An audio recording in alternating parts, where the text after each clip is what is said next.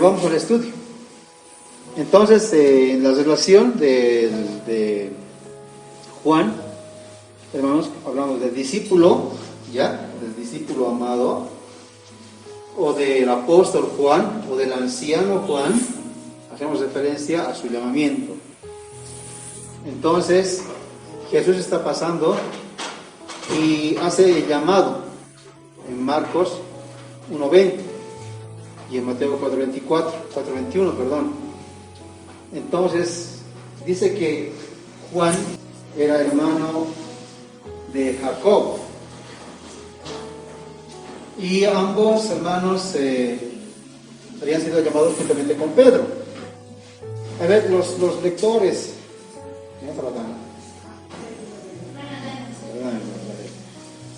Mateo 4:21 veremos, hermanos, que es rapidito. Dice, pasando de allí, vio a otros dos hermanos, Jacobo, hijo de Zebedeo, y Juan, su hermano, en la barca con Zebedeo, su padre, que remendaba sus redes, y los llamó, ¿no? Acuérdense, hermanos, que todos estos apóstoles, discípulos, eran de Galilea, ¿ya? Entonces, justamente en este sector, ya, justamente por Capernaum, es que Juan es llamado juntamente con su hermano.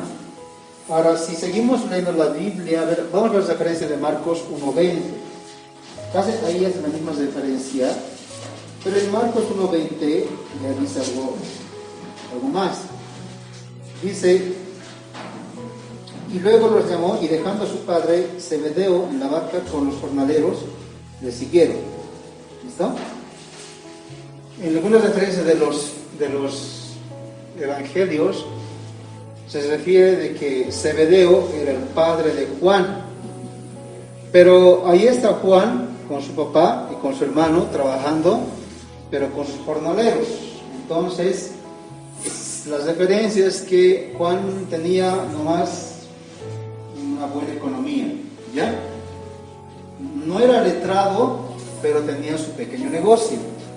Y si tenía empleados, entonces parecería que tuviera nomás, hermanos, algo de ingreso extra. Su papá era como una especie de empresario, ¿no? Pesquero, más o menos. Entonces, por eso dice que se deduce que tenían dinero, pues tenían sirvientes, jornaleros, ¿no? Trabajaban para ellos, ¿ya? Entonces, igual que Pedro, dice que dejan las redes y le siguen. En este caso, hermanos, ¿no? Juan no se despide de su papá, no espera que su papá muera, etc. Igual que Pedro, deja todo y le sigue. Esa es una característica interesante, ¿no? De Juan, cuando es llamado. A ver, veremos estas otras características más. Su madre se llama Salomé, ¿no? Marcos 15:40. Esto lo van a ver después, o estén estando ahí, André y Danita, por favor. Y Salomé es hermana de María, eso veremos. Juan 19:25, lémelo.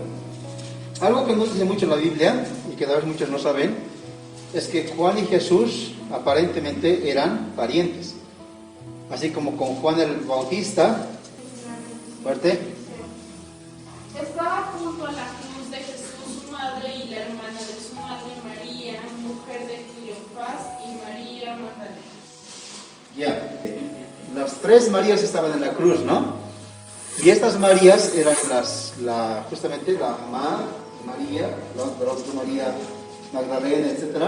Pero junto a ellas estaba, dice, ¿no? La hermana. Aquí vamos a ver lo que dijo Danita. Dice versículo 25. Estaban junto a la cruz de Jesús, su madre, la hermana de su madre, María, mujer de Cleofás, y María Magdalena. Entonces, cuando dice la hermana de su madre, se está refiriendo a Salomé, ¿ya? Y Salomé era justamente la tía de Jesús, vamos a decir. Ok, a ver, tenemos Mateo 27:56. Entre las cuales estaba María Magdalena, María la madre de Jacobo y de José, y la madre de los hijos de Zebedeo. Exacto. Aquí dice que estaba María la madre de Jacobo, ¿no? A eso se refiere igual a Salomé. Salomé era la madre de Jacobo y de Juan, como hemos visto. Bien, entonces eran primos lejanos tal vez. Por eso es que en Juan 13:23 hace referencia como el discípulo que él amaba. Cuando estaba en la cruz, aquí, ¿no? Ahí estaban las tres Marías. Juan, el discípulo, era el único que le siguió, que le acompañó a la cruz.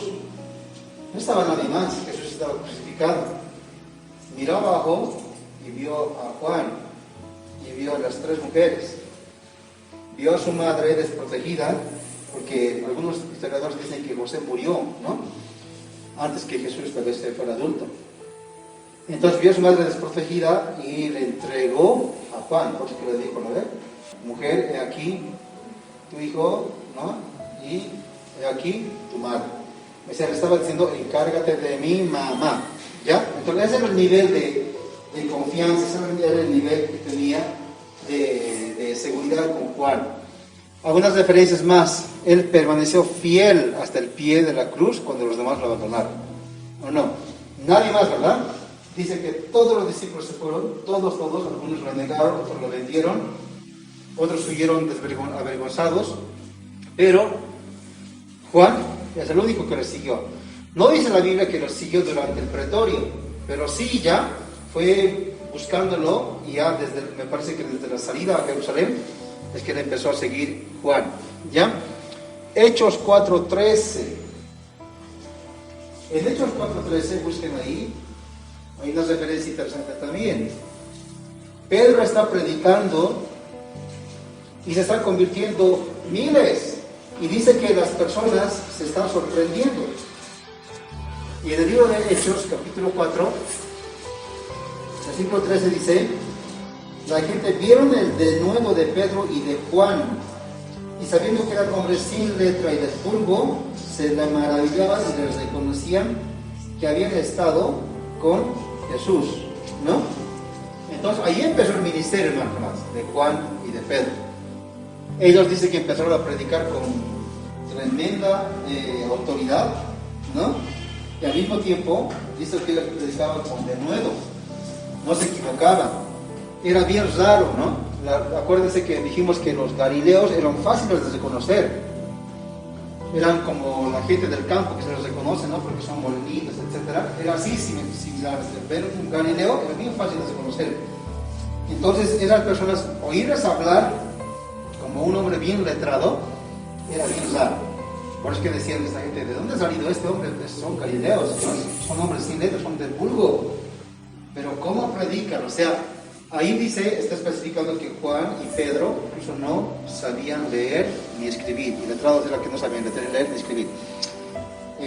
Cuando se llamaba hijos del trueno, porque eran hombres, hermanos, bien sulfurosos. Así empezaron los discípulos, ¿no? Era su actitud, era la actitud común de los galileos. En Marcos 3:17 y Lucas 9:54 se les conocía como hijos del trueno, ¿ya? Se les conocía como los hermanos Boanerges, así. Entonces nos imaginaremos, ¿no?, como la comitiva de los discípulos, así de miedo, ¿no? Juan se opuso, dice que otros sacaran demonios que no fueran de su grupo, ¿no? Igual también les reprochó cuando otras personas estaban reprendiendo demonios y no los discípulos. Otra cosa también, Juan estuvo con Jesús en 3 ocasiones.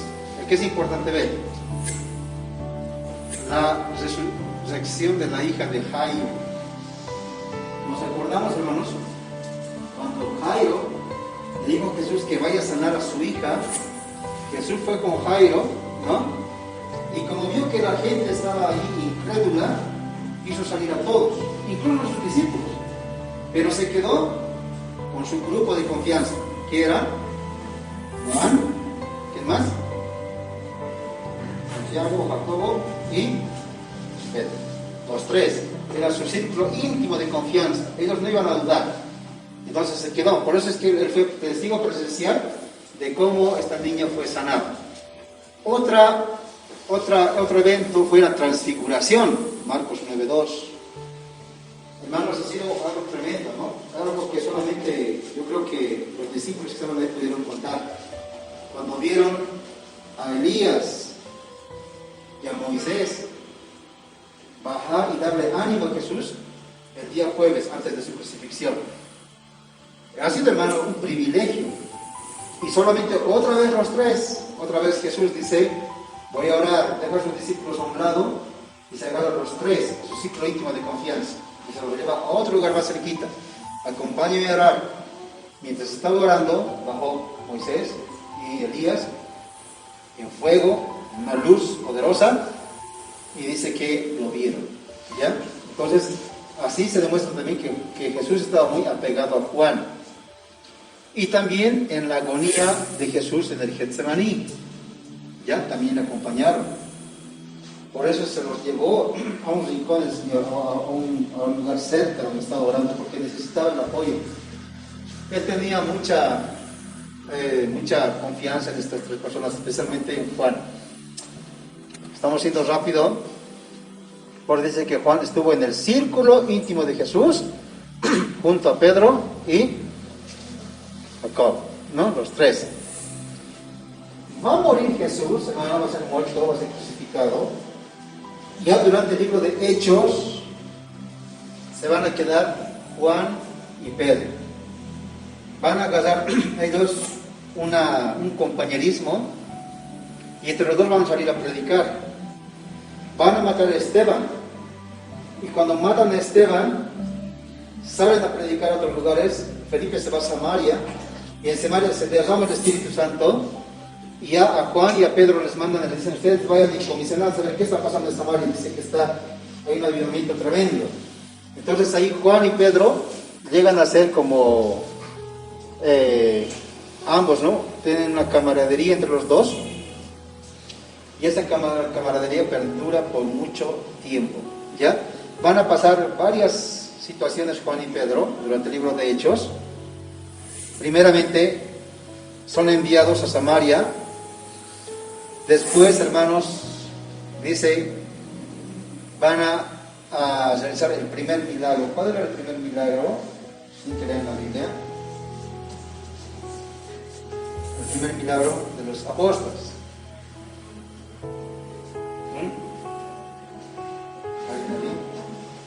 ¿Cuál? Bien, ¿no? La sanación del cojo, ¿ya? Que se sentaba en la puerta de la hermosa, ¿no? Y ahí el clásico, o el dicho que siempre referimos, ¿no? No tengo oro, plata, pero lo que tengo, te doy en el nombre de Jesús, levántate, te. Entonces, allí empieza el primer milagro, ¿no? Y allí empieza otra vez el avivamiento en Jerusalén. Y los fariseos de nuevo buscan cómo matarles, se intimidan porque ya no es Jesús ahora son todos los discípulos, ¿no? Todos aquellos que habían recibido el Espíritu Santo en el Pentecostés. Allí empieza, hermanos, otro avivamiento. Les agarran los fariseos y los meten a la cárcel un rato, ¿no? Y los intimidan, les dicen, les vamos a sacar de la cárcel, pero no vuelvan a hablar de Jesús. Inmediatamente salen Juan y Pedro de la cárcel y vuelven a predicar otra vez. Los vuelven a atrapar y esta vez los meten en la cárcel y los azotan, ¿no? Y dice en Hechos 4 ya que son enviados a la cárcel con el propósito de que desistan de su fe. Ahora sí los meten a la cárcel. Y la Biblia dice que ellos son librados milagrosamente, ¿no? El ángel viene y hace caer en sueño a los guardias y les saca milagrosamente. No se sabe qué ha pasado. Simplemente se despiertan los guardias, miran la celda y está vacía. Y no saben qué hacer, ¿no? Cuando alguien les dice, Pedro y Juan están predicando en la plaza otra vez. ¡Wow! Y los vuelven a atrapar, pero Pedro y Juan dicen muy justamente, ¿no? Es mejor hacer caso a Dios antes que a los hombres. ¿Amén? Ya, entonces esas son las referencias que tenemos con Juan. Veremos si está un poquito más tiempo, hermanos. Casi desde el capítulo 5 de Hechos para adelante, no hay muchas referencias de Juan, qué es lo que él estaba haciendo, pero sí estaba en la comitiva, ¿no? Estaba apoyando a los apóstoles, etcétera, en distintos lugares. En Gálatas 2:9, por favor, alguien que lea, a ver. Aquí ya está el anciano Juan. Primeramente hemos visto al discípulo Juan, después hemos visto al apóstol Juan. Están pasando los años ya, y aquí vemos al anciano Juan. Gálatas 2:9. Amén. Y reconociendo la gracia que me había sido dada, Jacobo, Cefas y Juan, que eran considerados como columnas, nos dieron a mí y a Bernabé la diestra en señal de compañerismo, para que nosotros fuéramos a los gentiles y ellos a la circuncisión. Bien, Juan es mencionado como pilar de la iglesia, ¿ya? O sea, juntamente con Pedro y juntamente con Jacobo.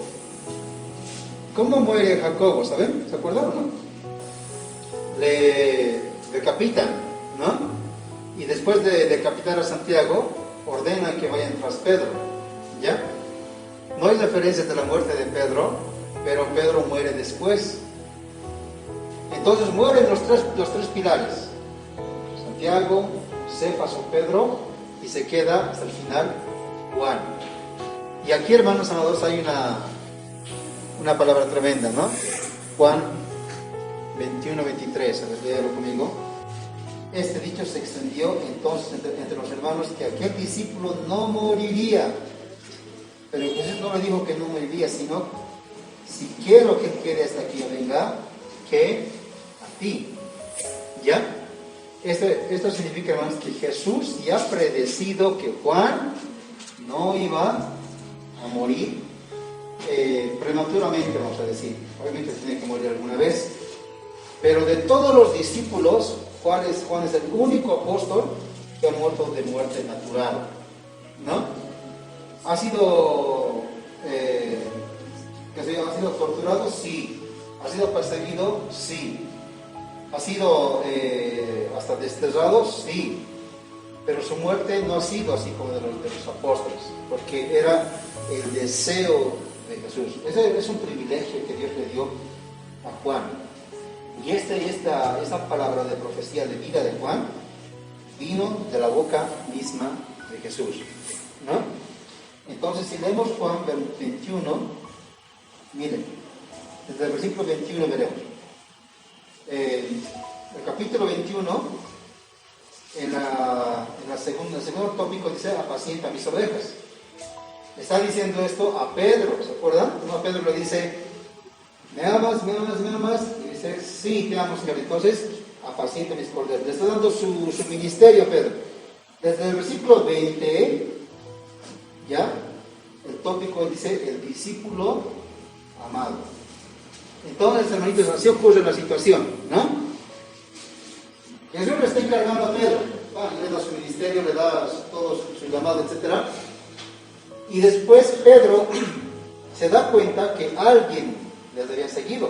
Lea el versículo 20.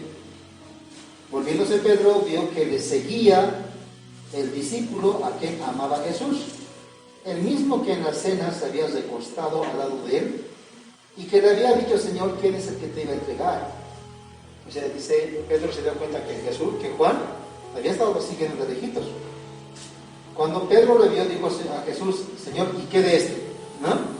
O sea, como que Pedro se estaba sintiendo ahí muy de los romeros, ¿no? Ya tengo yo mi llamado, ¿y vos qué? Ya te quedas a dar lejito por lo menos. Pero a Juan le dio la mejor parte, hermanos. A Juan le dio la mejor parte, ¿no? Le dijo: él no va a morir. Él no va a morir de una muerte prematura, sino que se va a quedar. Entonces, por eso dice aquí que ese dicho se extendió entre los hermanos, que aquel discípulo no moriría. Entonces, ya desde ese momento, hermanos amados, la gente ya sabía que Juan iba a vivir. Y era conocido Juan, tenía como un sello, una ficha. Decían: ¿eres Juan? Ah, sí, le han dicho que no va a morir, ¿no? Sí, no va a morir. Y no lo van a matar. Y la gente lo conocía como el hombre, el apóstol, el discípulo, que no va a conocer la muerte.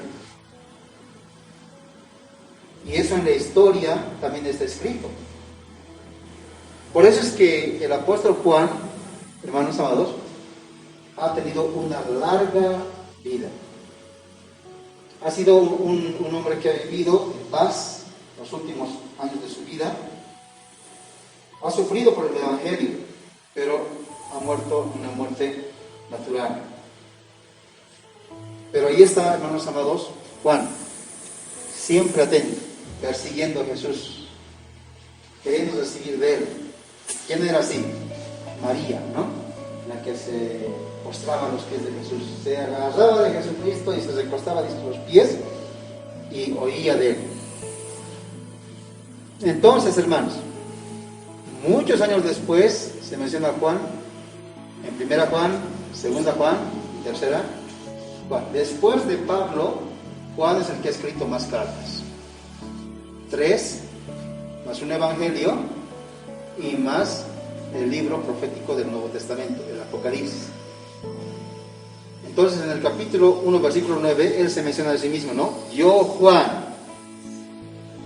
Usted puede leer 1:9 de Apocalipsis, ahí dice, yo, Juan, estaba preso ahí en la isla de Patmos. ¿Amén? Entonces, hermanos, terminaremos esta parte. ¿Cuál es la historia? Vamos a ver. Saldremos del canon bíblico y entraremos a la historia. Estos escritos están en la historia y también en la tradición, que es bueno que nosotros lo conozcamos. Hay varios historiadores. Vamos a ver el de Tertuliano, que habla más acerca de Juan. Entonces, Tertuliano habla de Juan y hace referencia de esto, que Juan tenía el sello de vida, de que era difícil matarlo. Por eso dice que el dicho se había extendido de que Juan no moriría. Entonces, cuando el emperador Domiciano, casi en el año 90 para adelante, empieza a perseguir a los cristianos y está matando a todos los discípulos, a los principales, y queda Juan. Entonces alguien le dice a Domiciano, este emperador, le dice, este apóstol no muere, porque tiene una profecía sobre sí, que nunca va a morir. Entonces este Domiciano se empeña y dice, ¿cómo que no va a morir? Yo soy el emperador, yo lo voy a matar. Entonces dice que mira fijamente al anciano y le dice, con que tú eres Juan el apóstol del amor, dice, ¿estás listo para morir? Y él profiere esta palabra, dice, este hombre morirá hoy mismo. Entonces el emperador, hermano, se reúne con sus asesores y dice, ¿cómo lo vamos a matar? Y Tertuliano explica esto, ¿no? Le hace referencia. Los leones no siempre matan a los cristianos. El fuego no siempre los consume. Cortarles en la cabeza es muy noble. Muy rápido mueren. Queremos que sufran. Entonces, el verdugo dice que da una sugerencia, ¿no? ¿Qué les parece si lo metemos en una tina llena de aceite? Lo hacemos hervir. No hay ser humano que pueda sobrevivir a eso. Entonces, según Tertuliano, Juan fue ya consignado a morir en la olla hirviendo de aceite. Entonces, dicho y hecho, el emperador lo aprueba, ¿ya? Y el anunciante sale y dice, Juan va a ser arrojado en aceite hirviendo. La multitud, los paganos, todos aquellos que odiaban al cristianismo se alegran, ¿no? Y dicen, no va a pasar nada, ahora sí, no hay quien le salve a Juan. Dice, la multitud se enloquecía y aplaudía en señal de aprobación. Ellos iban a ser testigos cómo matarían al discípulo que más amaba a Jesús. Dice que cuando lo pusieron en la caldera de agua hirviendo, de aceite hirviendo, ¿no? Juan empezó a orar. Se puso a orar. Y lo milagroso sucedió. Así como con Daniel y como con los jóvenes amigos de Daniel, ¿no? Dice que el fuego no los consumió y los leones no lo mataron. De la misma forma dice que Juan no prefirió ningún grito, ningún quejido. Solamente se escuchaba su oración, su clamor, su adoración.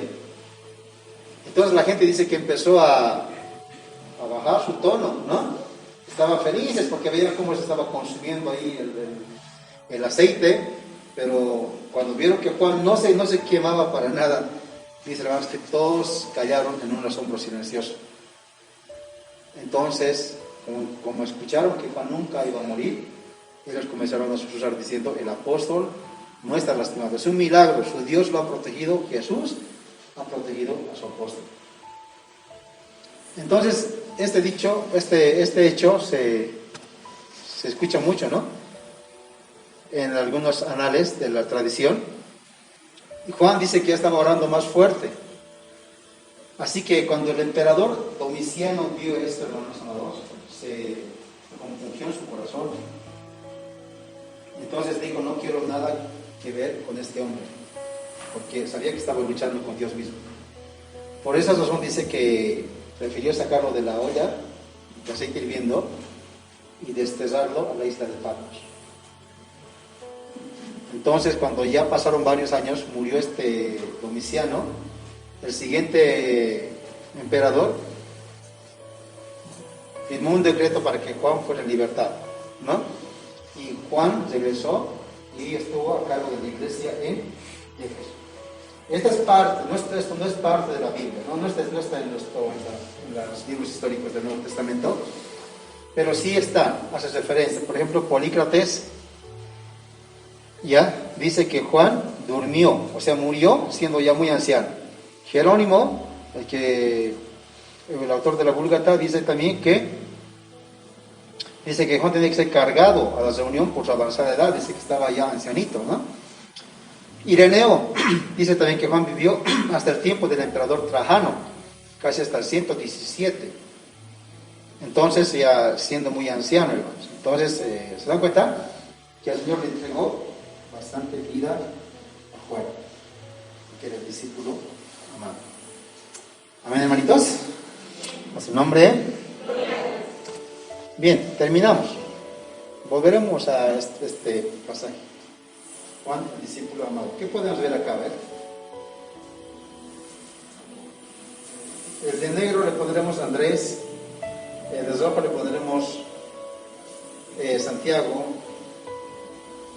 ya, de verde Juan, obviamente en el centro de Jesús. ¿Qué están haciendo ellos?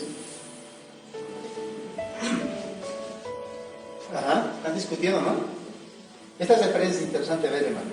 O sea, esto es importante ver porque al principio decíamos, Juan era el discípulo amado. Era aquel que no se corcheaba con Jesús, no iba por interés. Todos sus discípulos, la mayoría, tenían un interés casi personal.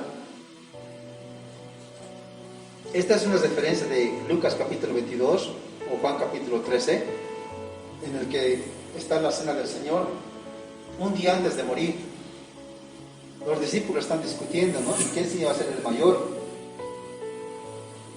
Algunos están diciendo: Señor, yo voy a estar a tu derecha, yo voy a estar a tu izquierda, y hay una discusión entre ellos. Y ese es el punto, ¿no? Y ahí vemos un Juan que no está interesado en nada de eso. No está interesado en posiciones, no está interesado en subir, en bajar. Lo único que quiere es estar cerca de su Señor. Y esta imagen, hermanos, no es correcta. La imagen correcta es mucho más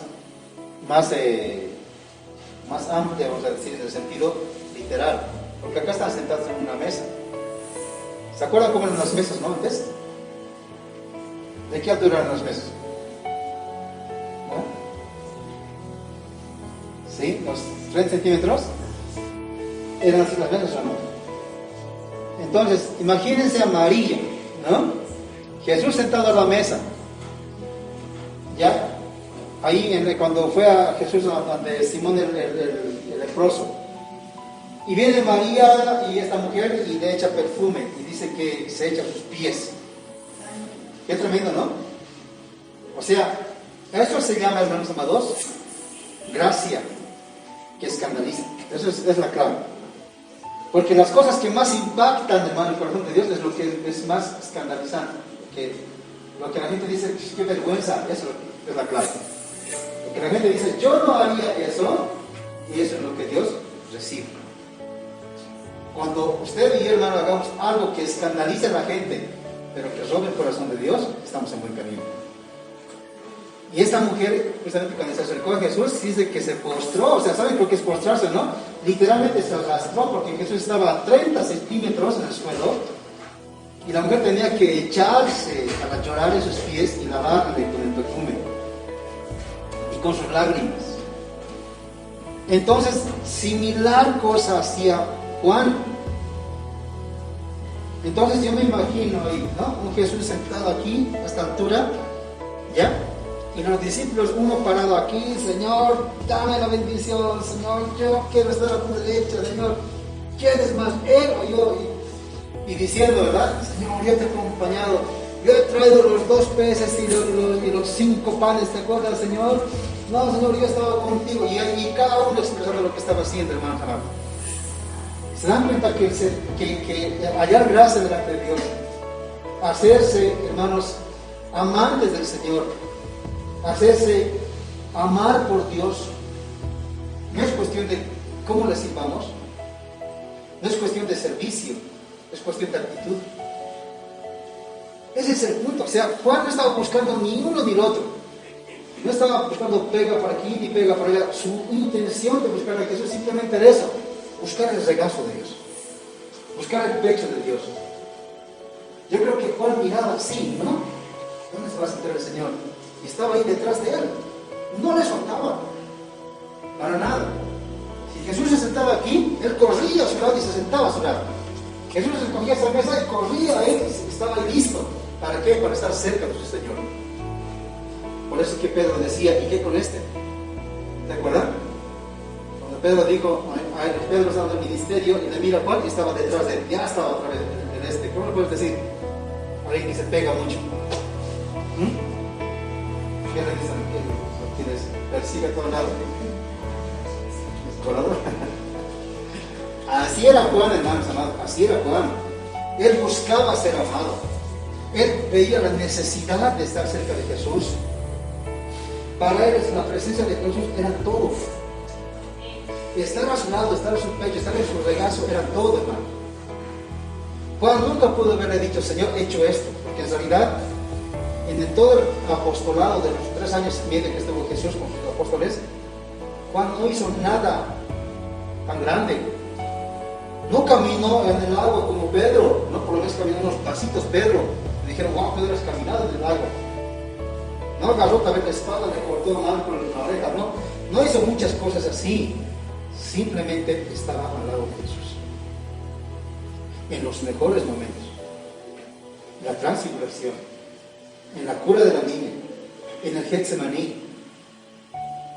Hermanos amados, cuando nosotros busquemos que vamos a sacarle ventaja a Dios por el servicio que nosotros hacemos, por lo que nosotros hacemos, por lo que hemos hecho, por lo que hemos dado, estamos siguiendo mal camino como ellos. Tal vez queriendo obtener aprobación por lo que hacemos.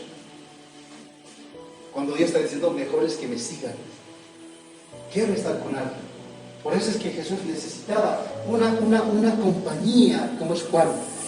Necesitaba a alguien cerca de él, a quien él estuviera seguro de que él iba a confortar. Necesito algo. Mi alma está angustiada. Juan, acompáñame a orar. Necesitaba una persona. Y así Dios está así, hermanos amados. Por eso cuando Jesús mira a las multitudes y dice, la mies es mucha, los obreros son pocos, lo dice con un corazón nostálgico el Señor. Y ahí necesitamos Juanes que digan, Señor, heme aquí, envíame a mí. Yo iré, Señor. Esos Juanes, hermanos, necesitamos acá. Que no hagan mucho, pero que amen la presencia de Dios. Que amen estar cerca de su regazo. Gracia escandalizadora. ¿Saben lo que es? Sentarse así. Regazo. Así estaba bueno. Al nivel, porque Jesús estaba aquí arriba y Juan estaba así en su regazo. Entonces uno diría, ¿cómo te vas a tirar al suelo, pues? Esa es la gracia que está bueno. Y eso roba el corazón de Dios, hermanos. Entonces debemos aprender nosotros, ¿saben qué? A amar la presencia de Dios. Por eso se llamaba el discípulo No porque Jesús tiene favoritos, sino porque hay quienes que buscan más a Jesús y Jesús los reconoce y sabe quiénes son. Y Jesús necesita esa compañía de esas personas, de esos corazones que van a Dios. Vamos a orar. Señor Jesús, hoy te damos gracias, Señor, y te bendecimos por lo grande y maravilloso que eres. Señor, en verdad, Dios mío, Dios Santo, tal vez muchos de nosotros no conocemos tus regazos, Señor, no conocemos tu pecho, no conocemos, Señor Jesús, lo sublime que es estar cerca de ti y escuchar palpitar tu corazón. Tal vez no lo conocemos, Señor. Sentir el abrigo, el calor de tu cuerpo. Jesús, ayúdanos a buscar más, Señor. Hay muchos de nosotros, Señor Jesús, Dios mío, que seguimos, Dios amado, porque obramos mucho, trabajamos mucho, servimos mucho aquí, Señor. Nos hemos dedicado a hacer muchas obras, Dios mío, muchos proyectos, Señor Jesús, Dios Santo, pero nuestro corazón está lejos de ti, Señor Jesús. Perdónanos, Señor. Perdónanos, Padre. Dios poderoso, aquellos que han hecho mucho, Señor Jesús, aquellos que se han mostrado, Dios mío, valientes delante de ti, erguidos delante de ti, Señor Jesús, te han vendido, te han negado, hasta te han maldecido, Señor. En aquel que en su intimidad nunca te dijo nada, Dios mío, solamente que en el silencio te buscaba, Señor Jesús. Él te ha seguido hasta el final, hasta la cruz del Calvario, Señor Jesús. Ese es el corazón de Juan que debemos tener, Señor. Gracias, amado Dios. Yo quiero bendecirte a ti, Jesús. Quiero darte gracias por este